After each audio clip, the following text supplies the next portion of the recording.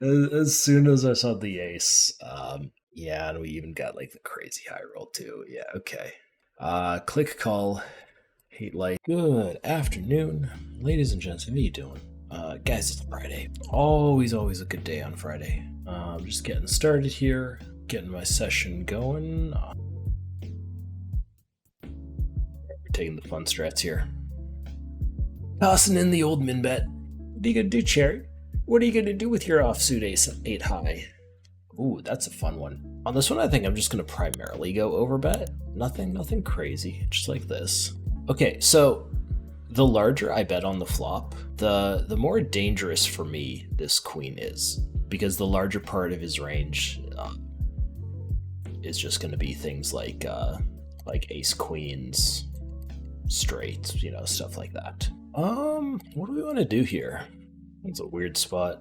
I think I'm actually going to kind of size down here.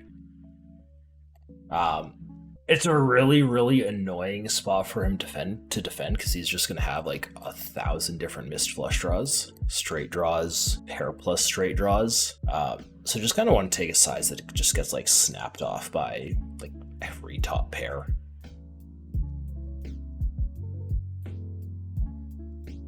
It's a fun one. Okay. Nut flush draw on the flop. He goes half pot. We'll call. I have no intention of raising this. That's a fun one. And I'm just going to go all in. All the marbles, a little over double pot. That's fine.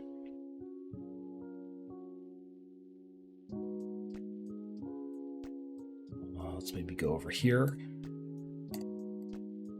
Top pair, backdoor flush draw. Life's good.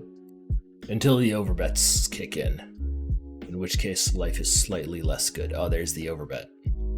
Pure call. Ooh, that's a fun one. So we have like 122 bigs behind. Let's see how Cherry pushes this one. He doesn't. Here I go, checking again. We unblock some checkbacks, or we block some checkbacks with the 8. We unblock bluffs, going for the check raise on river. Alternatively, to just toss in bets, and I imagine he didn't have much. He did have the So yeah, part of having the 8 is you do block some of the hands that go big bet flop and then check back. He had it this time. Just defended against a 3-bet from equalizer here. Yeah, so I'm going to use a poker example. When I play reg tables, sometimes tables start, sometimes tables break, and I complain on a daily basis that players button me. We sit heads up, they play their button, and then they F off, which in poker is wildly established as bad manners, dick move, whatever you want to call it. We're going to go call here with the king 9. Equalizer goes small bet than half. Yeah, sure. It's actually an annoying spot to be in if we have like 9-8, but king 9's great. And so like I'll get buttoned on a daily basis, and I hate it. This isn't a shove. It's just a check. Yeah. Well, no, it is. Cool. So I get buttoned on a daily basis, and these are my options. I mean, I can try to report players to support. That's a thing. I think I'd end up reporting like 2/3 of the regs here, which I don't know what that would lead to. Who knows?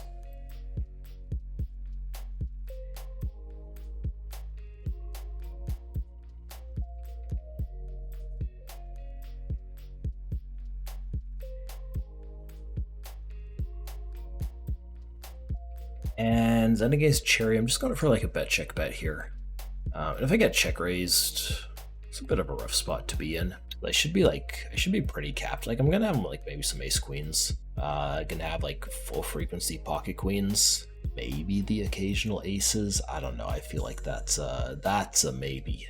I'm not convinced. And well, we got called. Perfect.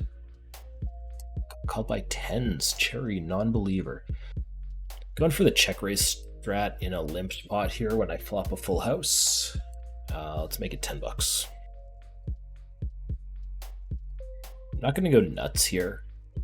Just kind of toss out a medium bet. Flush comes in. I think I want to check the flush. I want to check. I want him to bet it, and then I'll just check raise all in. I mean, if he has something like a 6, then we're probably not getting value anyways. So I don't necessarily mind having to go check against that. He has aces. He's limping aces. I mean, he has aces, no heart. Was he calling a big bet on the river? That's, unsure. Flopping poorly. We don't even have the suits, though. Does still peel once in a while. And he goes for the small one, which I think actually has this peeling like every time. It's kind of interesting. So there's very obvious benefits to having like the diamond combo, the club, or the heart. It's a nice turn, by the way. Spade. I don't know. There's some ideas. What are you thinking about, Cherry? But like spade, even though it has like no connection to this board, is often valued higher than something like ace queen offsuit, like any combo of ace queen offsuit. I think this just kind of has to bet when check too, and I mean we're like a little bit deeper here. I'll go like 42. I think this is okay. I think this is nice. We're just setting up for like pot-ish size all in on the river. It's also a spot where like I'm not going to be value betting like fairly thin. Like, I'm not going to be calling, like, pocket nines on the flop and then value betting it. I'm not going to be value betting a lot of jacks unless it's, like, jack X heart. How nitty am I feeling here for a pot size bet? Don't really expect kings. Expect aces, but we block them. I might actually, yeah, fine, whatever. On non-heart, he gets my stack every single time. Okay, so we get to go for the big bets here. This is like big bet always, and I'm gonna go like 175, which is what, like this?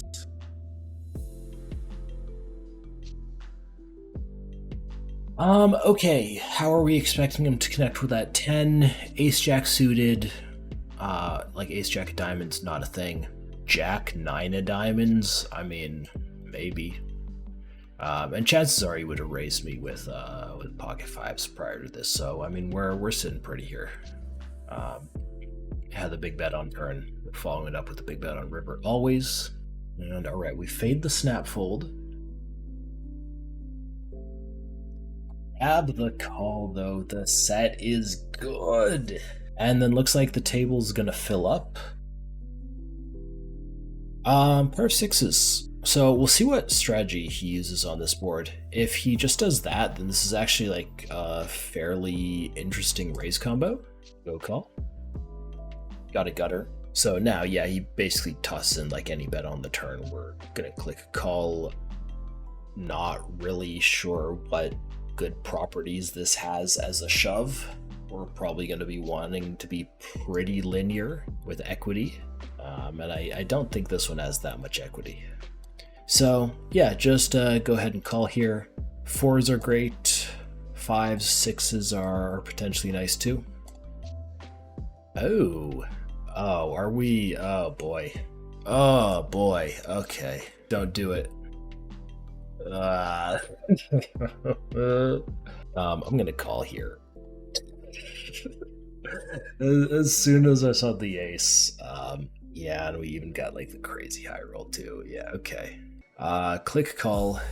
Hate life, love life.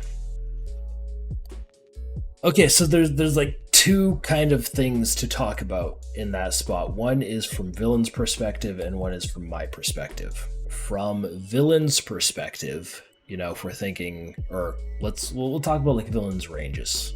I feel like using the word perspective is not the right word. He's over bluffing if he's like tripling that off, by the way. So for him, a few things have happened. One, all draws have missed. Aces, there's now 2 on board, so he's going to proportionally have fewer value hands. 7s, there's a lot of 3-betting here. They're like 22. Oh, that's a fun one. I mean, I just want to like start like this. This is what I'll often do on a board like this. I'm not often being this deep though, so I mean, like maybe we want to have bigger bets on flop. I'm gonna go 3/4 on turn, and provided that the river isn't atrocious, I'm gonna overbet river. Oh, that's an atrocious one.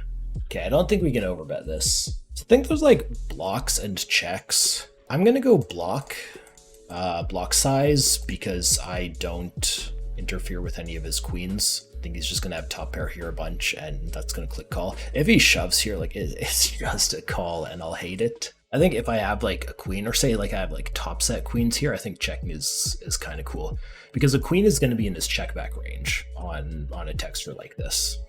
And okay, it looks like a game keeps going. He goes quarter on this board, just like super easy peel. The 5 pairing. Okay.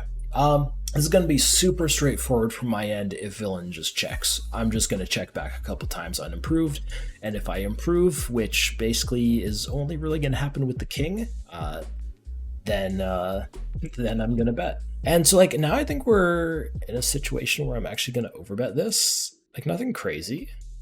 But I'm not really like betting a lot of aces for value, I don't think. And if I'm not betting a lot of aces for value, then like my range is kind of a bunch of full houses. And if I have a bunch of full houses, I'm betting big.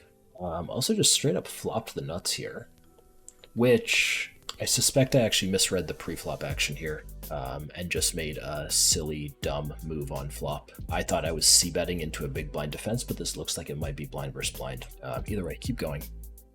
Flop the nut straight, you know. Does he have, full houses here once in a while? Absolutely. We're just going to go one more like this. And when we get the call, when we don't get raised, we're winning every single time. Take the peek here, and he did have the king 8. Okay. All right. Okay. I mean, that's not really what I want to see. We want to see that ace on the river. Swing and a miss. Equalizer just goes for the flat. Aces are so good in check ranges. If you guys weren't aware, like, I mean, obviously in some situations you have aces, you just like blast off with them and you get paid by worse and everything's great. But they're so good in check situations. Like here, I want Equalizer to bet into me a bunch. We double block his check back range. What's not to love? And all right, so he's going for another bet. Now here's the thing. Sometimes he just has something really good on this board. You know, maybe a jack. And if he has a jack and he just like tosses out a bunch of medium bets, he's gonna get some money from me. If he could just goes like, you know, bet medium turn and he just like ships river, then, you know, okay. I might go ahead and fold them. 10 I don't think is really gonna change much, though sometimes he just hits a 10. Yeah, and he just goes medium, and like there's nothing to do here other than click the call button. And if he has a jack, I mean, I'm willing to say we lose the minimum there. A 3-bet pot here, call the squeeze, and then just face 1/3. I don't really think there's anything to do with call. Like with this stack to pot ratio, like on a board like this, I don't think I'm gonna have many raises. So go for the call. The board double flush draws out. Let's see what he does. Okay, so I'm going to go ahead and take a stab here. So I'm going to prioritize taking checkbacks with hands that have a lot of equity and just really hate getting like check jammed on. So 10-9s would fall into that category. Any backdoor flush draw I got, because those would be like good cards, would hate that. Combo draws, hate that. Quite a few flush draws. Something like Jack 10, I don't mind. And now we're always falling through on the spade. Hopefully, he doesn't think I'm barreling off with too many heart combos, so he might think, you know, I'm not necessarily going to be bluffing too much here. But yeah, value range is still just like trips are better here, I think. All the money goes in the middle. And snapped. That's no fun. This over. Okay, guys, so today was a loss. It was a loss a little bit over 450, 468. Played mostly 200 now, a little bit of 500, and a little bit of, I'll say medium amount of 100 today. Though actually, hold on. I was saying earlier that I only got to play like 5 hands of 500. Was that actually true? Oh no, I played 20. All right, I clearly need to move down to where they respect my raises, by the way. I played 20 hands of 500, was really hoping to play more. We got so much action on it yesterday. Right, well, there's a bit of a unpleasant looking graph. I've had worse. A little bit under EV. Blue line, red line, red line, meh. Blue line, not doing any work at all. Blue line, I'm disappointed in you. If you do purchase coaching with me, that's basically like half of what I do. I just scold your blue line. Right, guys, that's going to be it for me.